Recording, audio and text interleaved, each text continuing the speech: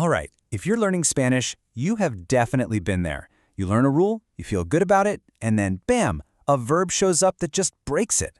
Well, today, we're going to tackle those rule breakers head on. These are the irregular verbs, and trust me, by the end of this, they're not going to be a headache, they're going to be your secret weapon for sounding super fluent. So, let's dive in. So why? Why do these verbs just refuse to follow the rules? It's the question every single one of us asks, right? Just when you think you've got the hang of conjugations, one of these guys comes along and throws a total curveball.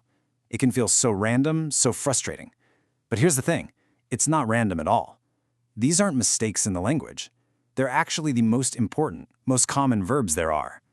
They're so old and so frequently used that they've literally evolved their own rules over time. Okay, so let's start thinking about these differently. Let's call them Spanish's rebel verbs. Seriously, don't think of them as difficult. Think of them as the VIPs of the language. They're so essential that they just don't follow the crowd. And you know what? Mastering them is your fast track to sounding genuinely natural when you speak. So what do we actually mean when we say completely irregular? Well, the fancy definition is right there. But in plain English, it just means you can't guess its forms. The normal patterns for are, and ir verbs, they just don't apply here. These are the verbs you simply have to know by heart.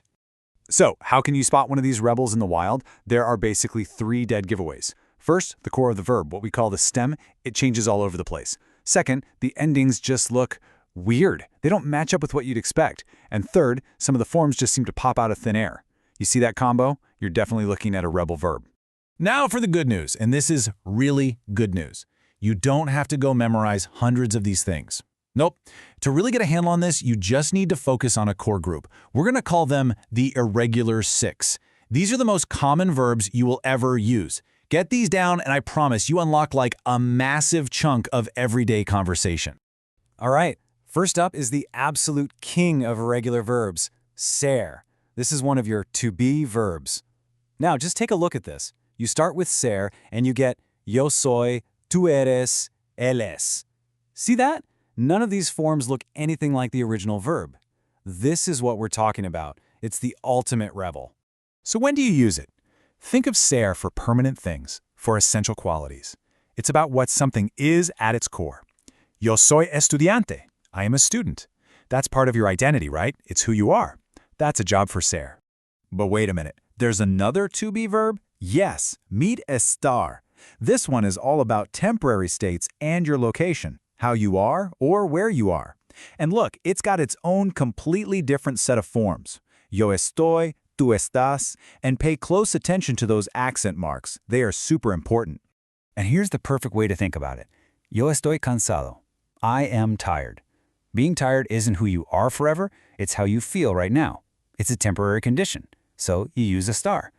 Getting this difference down is a total game changer, believe me. Okay, let's put it side by side. This is the big one. Ser is for the permanent, the essential. Ellos son médicos. That's their profession, it's who they are. Estar is for the temporary, the condition. El café está caliente. The coffee is hot right now, but it'll cool down. If you can remember this slide, you are way ahead of the game. All right, our next rebel is ir, which means to go. And this one is just wonderfully weird. I mean, look at it. The verb is ir, but the yo form is voy.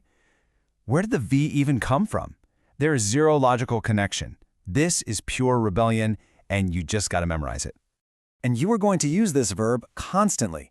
Think about it. Vamos a la playa. Voy al cine. It's everywhere.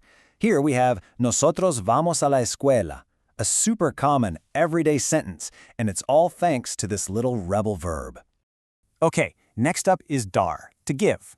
Now, this one's a little tricky because at first glance, it looks like it's going to behave itself. It's an our verb. Most of the endings look normal.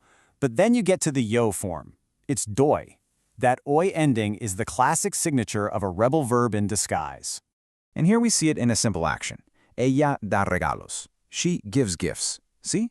These verbs are just part of the basic fabric of speaking. You can't avoid them. And our fifth rebel is ver, to see. And just like dar, it almost looks normal. You see ves, vemos. Those endings look familiar. But boom, look at the yo form. It's veil. That extra E is what makes it a card-carrying member of the irregular club.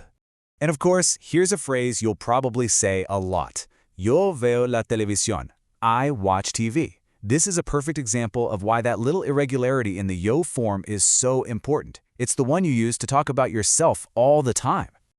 Okay, our last rebel for today is haber. Now this one is special. It can mean to have, but not like I have a car.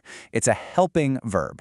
Its job is to team up with other verbs to create more advanced tenses. And its forms are super short and powerful. A, as, a. Totally unique. Here's exactly how that works. You take the form he from haber, and you add another verb like comido, which means eaten. Put them together, yo he comido. I have eaten. See? It helps you build a more sophisticated way to talk about the past, and you absolutely need haber to do it. Okay, so we've met the whole crew of 6. So the big question is, how do you actually get these to stick in your brain? Well, it's not about magic, it's about having a solid strategy. So let's lay out a simple game plan. Here we go. 4 steps to lock these in. Number 1, just accept it. You gotta memorize them. No magic tricks here. Number 2, realize how often you'll use them. This isn't some obscure vocabulary, it's everyday stuff. 3, learn the whole conjugation table for a verb at once. Don't just learn soy, learn the whole block. And number 4, this is the most important one, practice them in real sentences. Context is king. Okay, that's enough talk.